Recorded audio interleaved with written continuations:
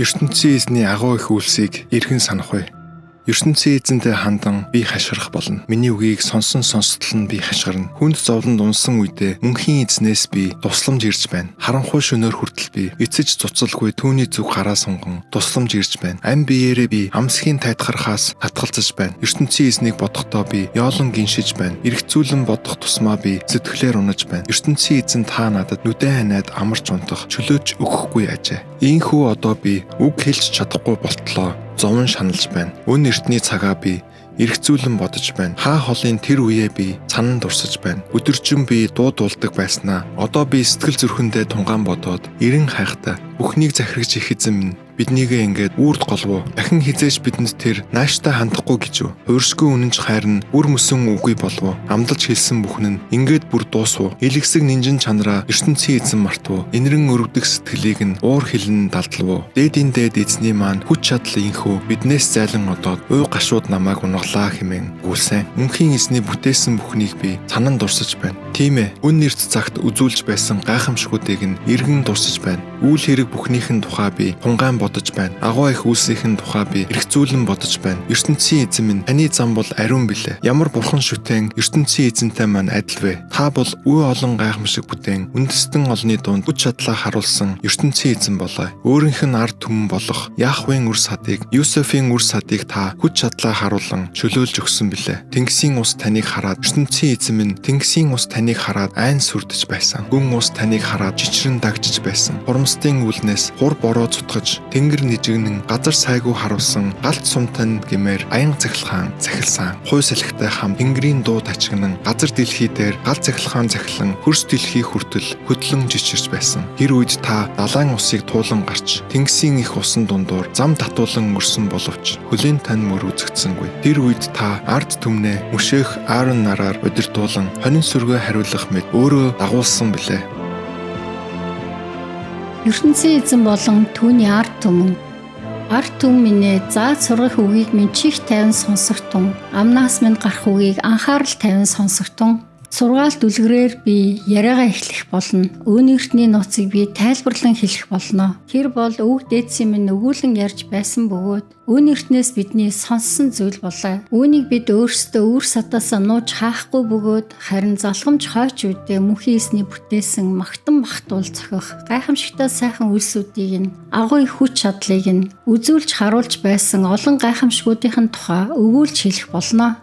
Эзэн Яхвын үр садад зарлиг болгон хилээд Израилийн ард түмэнд хууль тогтоож өгөөд үр хөвгтдээ цааш нь үргэлжлүүлэн сургахыг өвөг дээдсэд маань тушаал болгосон лээ. Тийхүү хойч үеийн тэгэхэд хараахан төрөөгөө байсан. Ирээдүйн үр сад нь тэрхүү хуулийг танин мэдээд залхамж үедээ үр удамдаа зааж дамжуулах ёстой байлаа. Улмаар тэд ертөнцийн эзэнд хамаг найдвараа зориулсан бүтээсэн бүхнийг нь үл умартан тушаасан бүхнийг нь дагаж явах ёстой байлаа. Тэгвэл тэд өвөг дээдсийнхээ адилаар зөрүүд мугуйд эсэргүү зантай ард түмэн болохгүй байсан ажээ. Тэдний өвөг дээдс бол зүрх сэтгэлэн докторгүй ертөнцийн эзэнд үнэнч бус урвч шаравсан сэтгэлтэй ард түмэн байсан. Ефраим овгийн эр зэргүүд нь нум сумаа хурааж аваад анд орох өдрөө байлдааны талбараас цухтан адаж байсан. Тэд ертөнцийн эзнийгээ тогтоосон гэрээг үл даган заасан хуулийнхын дагуу амьдарч явхаас татгалцсан. Бүтээсэн бүхнийг нь тэд таг мартаж орхиод үзүүлж харуулж байсан олон гайхамшгуудыг умартсан. ертөнцийн эзэн Израильчуудын өвөг дээдсийн нүдэн дээр Египт нутгийн цувааны талд гайхамшигт үйл явдлыг харуулж байсан мэлээ.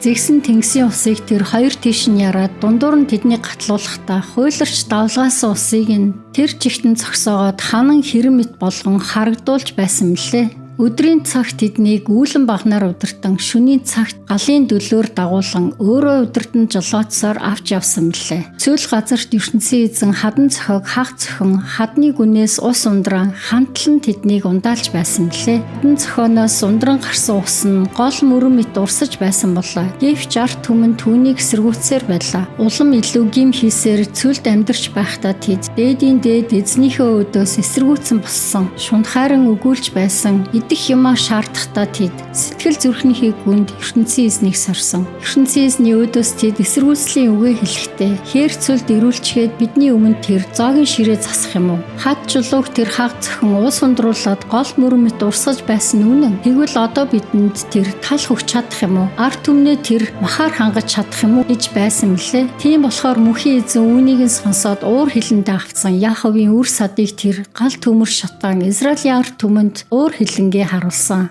Яагаад гэвэл тэд ертөнцийн эзэнд огт итгэхгүй байсан юм. Аврал өгөгч хүч чадалт нь огт найдахгүй байсан юм а. Гэвч тэр тушаалаа буулган хөх тэнгэрийг задлаад мана химих хоолыг бороо мэт буулган тэнгэрээс буулгасан үр тариаг тэдэнд тийхүү идүүлэхэд юр бусын элч нарын хоолыг хүмүүн төрлөختөнд тэр үед хүртэж зооглосон мөлий. ертөнцийн эзэн тийхүү ариун их хоолыг тэдэнд илгээж байсан болоо. Хөх тэнгэрээс тэр зүүн зүгийн салхи хүлээлгэн хүч чадлаараа тэр өмнө зүгээс салхи ирүүлэн ард түмнийхээ дээрээс асар олон шуудын махыг тоос шороо мэт таймгүй ихээр булгасан. Далайн эргийн элсэн ширхэг мэт тоо томшгүй олон жигүүрсний шуудыг тийхүү дээрээс нь буулгаж байсан. Тэрхүү олон шуудыг нүүдэлчин хот айлуудын дунд нь буулгаж өгөөд оршин суугч олных нь орчин тойрон цацсан. Ингээд тэд түүнээс нь цацтлаа итсэн бөгөөд учир нь гэвэл ертөнцийн эзэн тэдний шунаж байсан хоолыг хангаж өгсөн энэ булаа. Гэвч тэднийг шунлаа хангаж хүслээ цатгаж дуусгаас нь өмнө идэж буй хоолоо залгиж дуусгаас нь өмнө ертөнцийн эзэн гинэт уур хилэнгээ харуулсан. Ингээд тэдний дотроос хамгийн хүчрэх хүмүүсийг нь хөнөөн устгасан болоо. Шилдэг залуу ирсийнх нь намийг нь авсан болоо. Гэвч энэ бүхнийг тэд үдсэн хэрнээ гим хийсээр л байсан. Дэсэн бүх гайхамшгуудыг харсан хэрнээ түүнд үл итгэсээр л байсан. Тиймээс ертөнцийн эзэн тэдний амьдралыг ганцхан удаагийн амьсгал мэт зуурдын болгож өгсөн.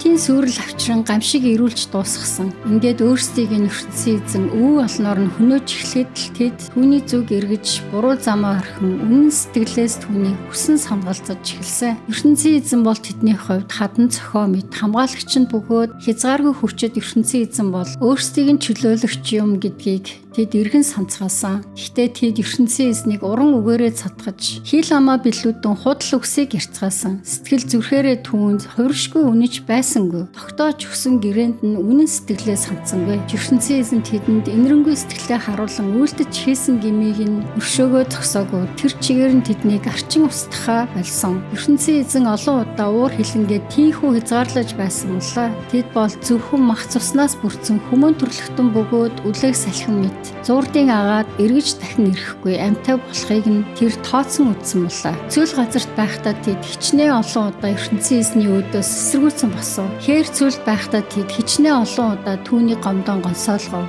Эзнийг тэд дахин сорж Израиль түмний өргөмжлөн хүндэлдэг ариун түүний уур хилэн хөтлөсөн. Хүч чадлыг нь тэд сэтгэлдээ бодож явсангүй. Өснөн дайснуудаас нь тэднийг чөлөөлж байсан өдрийг огт санал дурсангүй. Египт нутагт тэд гайхамшигт баталгаа үзүүлсэнийг цувааны талд тэр гайхмаар үйл бүтээснийг нь эргээд тэд дурсангүй. Египт нутгийн гол мөрнийг ертөнцийн эзэн цус болгон хувирахад урсгал уснаасаа тэд ууж чадахгүй болсон. Хазаж хатгах өв олон ялаа батгах нь хөнөөж сүтгэх асар олон мэлхийг ертөнцийн эзэн тэдний дунд илгээсэн. Үр тариаг нь тэр үт хорхоонд идүүлэн зүтгэж хийсэн бүхнийг нь дэвхрэг цалцаагаар цөлмүүлсэн. Усан үзмийн моддыг нь мөндөр цохиулан өсвөрүүлж инжир моддыг нь тэр хярун цохиулан устгасан. Мал сүргийг нь тэр хүчит мөндөрт нэрвүүлэн хонь ямааг нь тэр аян цахилгаан цохилуулсан. ертөнцийн эзэн асар их уур хилэнгээ Египт улсад харуулахдаа игдүүцэл зэвслээ тийхүү тэдэнд илэрхийлэхдээ их гамшиг авчирсан юм. Хөнөө сүрэл авчрах хүчтэй юр бусын элч нараа ертөнцийн эзэн бас тийш нь илгээсэн болоо. ертөнцийн эзэн тийхүү уур хилэнгээ гарган урагшлан зүтгэхдээ тэдний ам биеийг огт хайрлаагүй агаад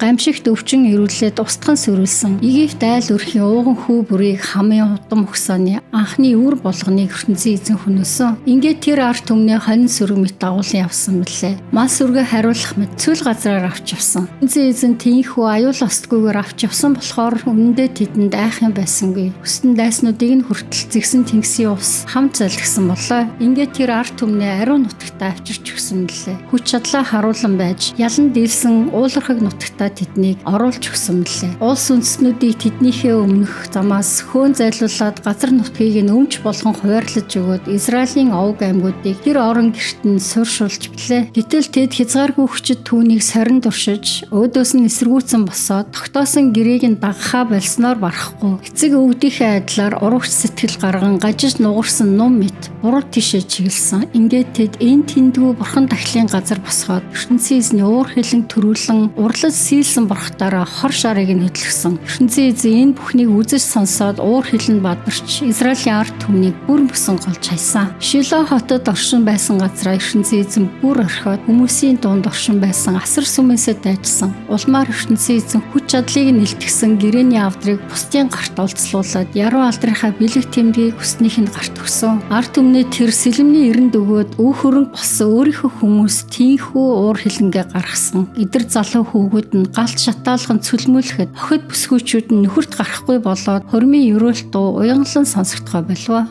Сүмийн ариун тушаалтнууд нь дайн дажинд өргөдөж бэлэвсэрч хоцорсон эхнэрүүд нь эмгэнэл гашуудлын яслыгч үлдэж хийхээ болов. Гэтэл мөхийн эзэн гинэт сэрсэн мэт болоод дарсанд хөлчүүрэн хашгирч буй хүчит эрмэт агсамнан өстөн дайснуудаа дайран эргэж цогтоход нь хүргээд үеийн үед тэднийг гутамшигт байдалд оруулсан. Йосефийн үр садыг тэр голж орхисон. Ефраим овгийг тэр сонгож авалгүй өнгөрсөн. Харин Худа ховгийг сонгож аваад тэр өөрийнхөө хайртай Сион уулыг онцлсон. Ингээд тэр огторгуй мэт өндөрт орших ариун сүмээ тэнд босгосон. Үрд орших газар дэлхий мэт бат тогтвортой сууршуулсан. Улмаар тэр Давид хааныг сонгон үнэнч царцаа болгосон. Хашаатай хонд метар төмнийхээ дотроос түүнийг тэр шилсэн. Хургтай хондоо хариулдаг байсан хүү ертөнцийн эзэн сонгож аваад ард түмний харж хамгаалуулах болсон. Яаковын үр садыг харж хамгаалах эзэн болгож тавьсан. Өөрийнх нь өв хөрөнгө болсон Израилийн ард түмнийг хариулж байх үргийг түүнд хүлээлгэж өгсөн. Давид хаан тэднийг үнэн шударгаар харж хандан чадварлаг гараараа удирдан залдаг байсан болоо.